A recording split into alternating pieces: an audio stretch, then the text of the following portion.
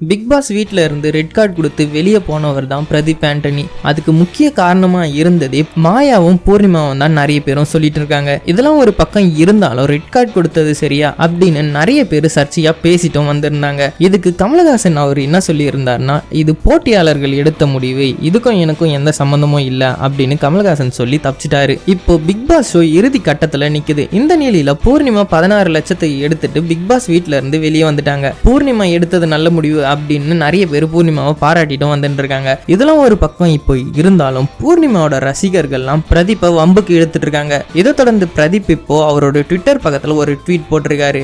அதுல என்ன சொல்லியிருக்காருன்னா, பூர்ணிமா அம்மா கிட்ட வாக்கு கொடுத்த ஒரே காரணத்தினால தான் நான் இப்போ அமைதியா இருக்கேன். கூலிக்கு மாரடிக்கிற கும்பல்லாம் இஷ்டத்துக்கு பேசி வாயை கலராதீங்க. எனக்கு அடுத்தவங்க கேரக்டரை மோசமா பேசி கேம் விளையாட தெரியாது அப்படின்னு அவரோட ட்விட்டர் பக்கத்துல போட்டிருக்காரு. இதை பத்தி நீங்க என்ன நினைக்கிறீங்கன்னு உங்களோட ஒப்பீனியனை கமெண்ட்ல ஷேர் பண்ணிட்டு இந்த வீடியோ பிடிச்சிருந்தா ஒரு லைக்கை போட்டுங்க. இது போல வீடியோலாம் உங்களுக்கு வேணா நம்ம சேனலை சப்ஸ்கிரைப் பண்ணிடுங்க.